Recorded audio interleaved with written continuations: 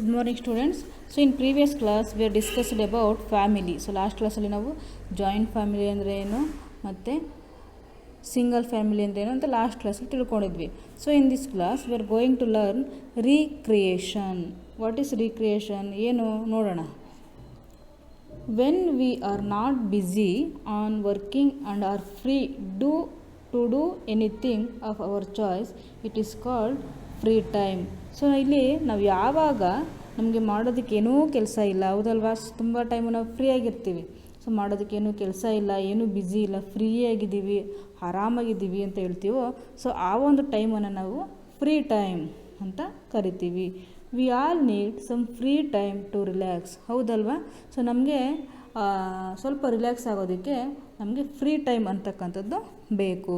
So ಬೆಳಗಿಂದ ಕೆಲಸ ಮಾಡಿರ್ತೀವಿ, ಅಡುಗೆ ಇರ್ಬೋದು, ಹೆಣ್ಮಕ್ಳಾದರೆ ಅಡುಗೆ ಮಾಡಿರ್ತಾರೆ, ಗಂಡು ಮಕ್ಕಳಾದರೆ ಅಲ್ಲಿ ಇಲ್ಲಿ ಹೋಗಿ ಬಂದಿರ್ತಾರೆ. ಸೊ ನಾವು ತುಂಬ ಒಂದೇ ಸಮಯ ಕೆಲಸ ಮಾಡಿರ್ತೀವಿ. ಅವಾಗ ಏನು ಅನಿಸುತ್ತೆ, ಒಂದು 5 ನಿಮಿಷ ನನಗೆ ರೆಸ್ಟ್ ಬೇಕಪ್ಪ ಅಂತ ಅನಿಸುತ್ತೆ. ನೀವು ಮಕ್ಕಳಾದ್ರೂ ಅಷ್ಟೇ ಬೆಳಗ್ಗೆಯಿಂದ ಕ್ಲಾಸ್ ಕೇಳಿರ್ತೀರ, ಹೋಮ್ವರ್ಕ್ ಮಾಡಿರ್ತೀರ, ವರ್ಕ್ಗಳೆಲ್ಲ ಮಾಡಿರ್ತೀರ. ಸೊ ಅವಾಗ ನಿಮ್ಗೆ ಒಂದು 5 ನಿಮಿಷ ಫ್ರೀ ಬಿಟ್ಟರೆ ಸಾಕು, ನಮಗೆ ಪಿ ಟಿ ಪಿರಿಯಡ್ ಬಿಟ್ಟರೆ ಸಾಕು ಅಂತ ಇರ್ತೀರ, ಹೌದಲ್ವಾ. ಸೊ ಅದನ್ನೇ ನಾವು ಫ್ರೀ ಟೈಮ್ ಅಂತ ಕರಿತೀವಿ. ಸೊ ಪ್ರತಿಯೊಬ್ಬರಿಗೂ ಫ್ರೀ ಟೈಮ್ ಅಂತಕ್ಕಂಥದ್ದು ಬೇಕು. ಏನಕ್ಕೆ? ಸ್ವಲ್ಪ ರಿಲ್ಯಾಕ್ಸ್ ಆಗಲಿಕ್ಕೆ. What we do in our free time for our enjoyment is called recreation. ನಾವು ಈ ಫ್ರೀ ಟೈಮಲ್ಲಿ ನಾವು ಏನು ಮಾಡ್ತೀವೋ, what we do in our free time ಅಂದರೆ ಆ ಒಂದು ಫ್ರೀ ಟೈಮಲ್ಲಿ ನಾವು ಏನು ಮಾಡ್ತೀವಿ, ನಮ್ಮ ಒಂದು ಖುಷಿ ಪಡಿಸ್ಕೊಳ್ಳೋದಕ್ಕೋಸ್ಕರ, ಫ್ರೀಯಾಗಿದ್ದಾಗ ನಮ್ಮನ್ನು ನಾವು ಖುಷಿ ಪಡಿಸ್ಕೊಳ್ಳೋದಕ್ಕೋಸ್ಕರ ಏನು ಮಾಡ್ತೀವೋ ಅದನ್ನೇ ನಾವು ರೀಕ್ರಿಯೇಷನ್ ಅಂತ ಕರಿತೀವಿ. All work and no play makes us dull. ಎಲ್ಲ ಕೆಲಸಗಳು ಸಹ ನಮ್ಮನ್ನು ಏನು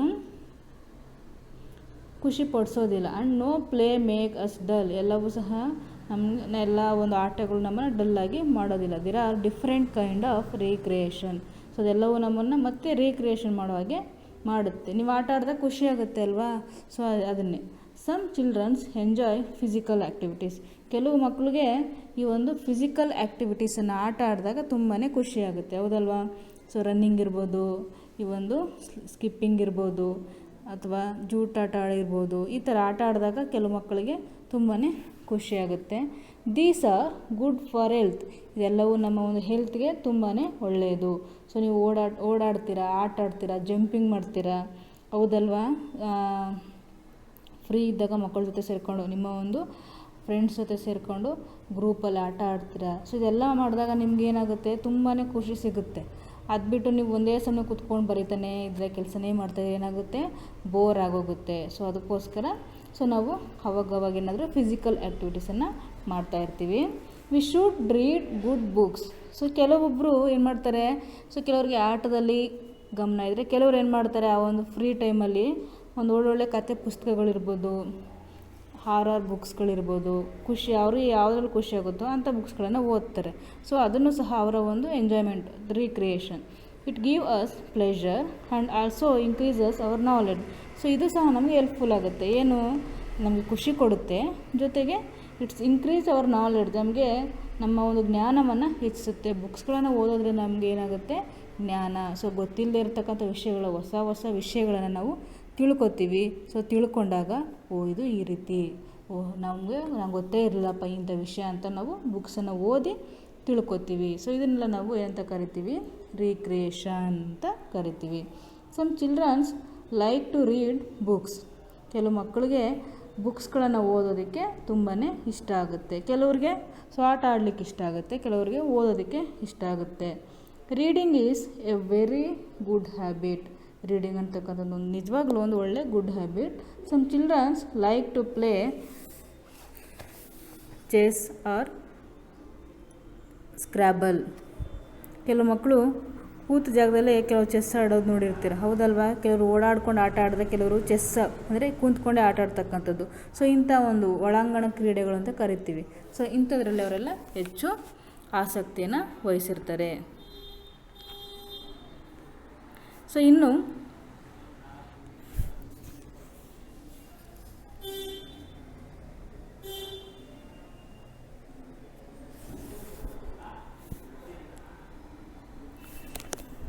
watching television and films is another form of recreation. ಇದ್ರ ಜೊತೆಗೆ ಇನ್ನೂ ಕೆಲವೊಂದು ಎಂಜಾಯ್ಮೆಂಟ್ಗಳಿದೆ, ರೀಕ್ರಿಯೇಷನ್ ಇದೆ. ಏನು ಅಂದರೆ, ಸೊ ಕೆಲವರು ಟಿ ವಿ ನೋಡ್ತಾರೆ, ಸ್ಕೂಲಲ್ಲಿದ್ದರೆ ನೀವು ಆಟ ಆಡ್ತೀರಾ, ಲೈಬ್ರರಿಲಿ ಹೋದರೆ ಸೊ ಬುಕ್ಸ್ಗಳನ್ನು ಓದ್ತೀರಾ. ಮನೇಲಿದ್ದಾಗ ರೀಕ್ರಿಯೇಷನ್ ಹೇಗೆ ಮಾಡ್ಕೋತೀರಾ? ಸೊ ಟೆಲಿವಿಷನ್ನ ನೋಡ್ತಕ್ಕಂಥದ್ದು, ಫಿಲ್ಮನ್ನು ನೋಡ್ತಕ್ಕಂಥದ್ದು. ಸೊ ಇದು ಸಹ ಒಂದು ಗುಡ್ ಹ್ಯಾಬಿಟ್ ಅಂತಲೇ ಹೇಳ್ಬೋದು. ಸೊ ಆವಾಗ ನಿಮಗೂ ಸ್ವಲ್ಪ ಎಂಜಾಯ್ಮೆಂಟ್ ಸಿಗುತ್ತೆ, ರಿಲ್ಯಾಕ್ಸ್ ಸಿಗುತ್ತೆ.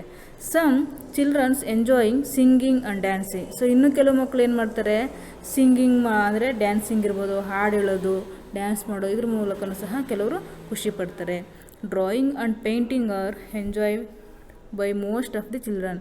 ಕೆಲವು ಮಕ್ಕಳಂತೂ ಡ್ರಾಯಿಂಗ್ ಮಾಡೋದ್ರ ಮೂಲಕ, ಪೇಂಟ್ ಮಾಡೋದು, ಇದುಗಳ ಸಹಾಯದಿಂದನೂ ಸಹ ಕೆಲವರು ರೀಕ್ರಿಯೇಷನನ್ನು ಮಾಡ್ಕೋತಾರೆ.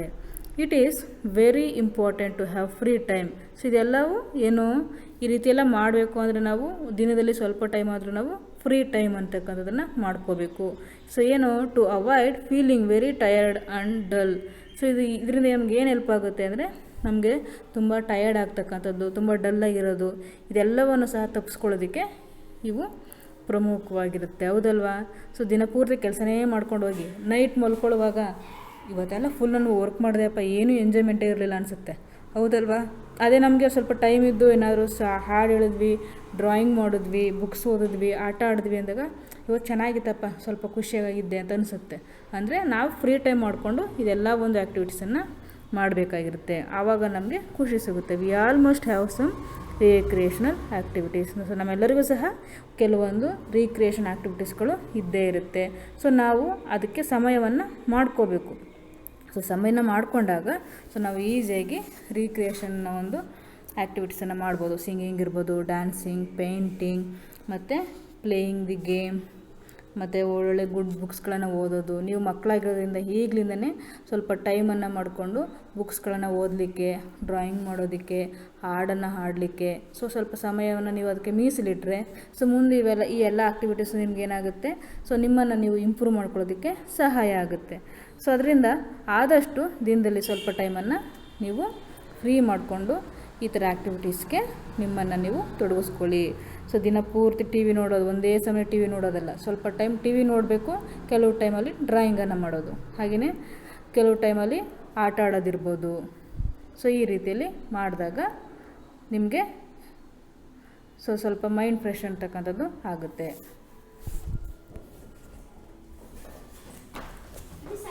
ಹಾಂ ಆಯ್ತಪ್ಪ.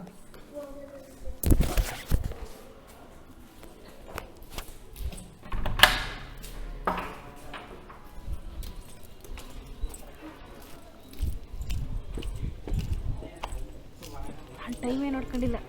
ಆಯ್ತಾ? ಆಯಿತು, ಕರ್ಕೊಂಬಂದು ಕೆಲವರು.